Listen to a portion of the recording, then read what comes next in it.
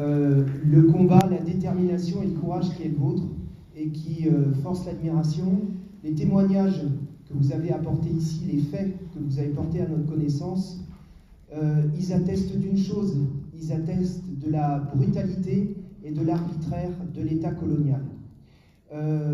Si Christian Théin et ses camarades ont été déportés ici en France, sur le territoire de la métropole, même si j'aime pas trop ce mot-là, c'est notamment pour une raison.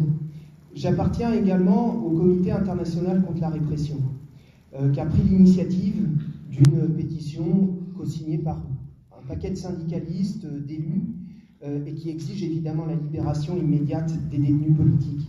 Ce comité international, il compte dans ses rangs Elie Domota, que vous connaissez certainement. Quand Elie Domota a été arrêté en Guadeloupe, immédiatement la population a encerclé le commissariat où il était placé en garde à vue. La raison pour laquelle ils ont placé Christian Théin et ses camarades, ou pour laquelle ils l'ont déporté ici en France, c'est précisément pour éviter cela. Et aujourd'hui, alors qu'il n'y a rien, ils sont déportés. Alors qu'il n'y a rien, ils sont détenus arbitrairement, ce sont des détenus politiques. Et oui, nous exigeons leur libération immédiate. Et je voudrais dire, pour conclure, deux choses. Je pense qu'il est très important, je suis sûr qu'il y a dans la salle des militants ouvriers, des militants syndicalistes.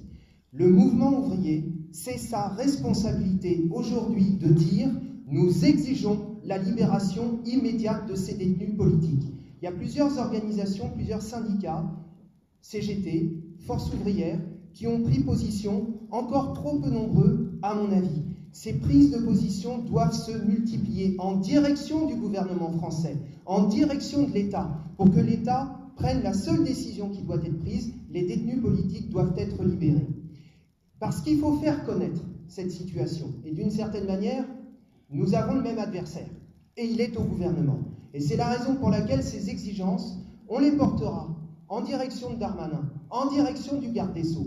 Parce qu'on entend bien le gouvernement qui nous dit aujourd'hui, il faut trouver les voies de l'apaisement. Quel apaisement peut-on trouver si, et là je reprends complètement à mon compte ce que vient de dire Bastien à l'instant, si le président du principal mouvement, le FLNKS, est incarcéré, s'il est entre quatre murs, c'est une farce.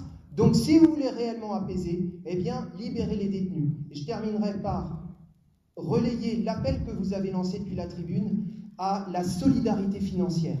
Parce que c'est un moyen aussi de vous étrangler, que de vous imposer une telle charge financière.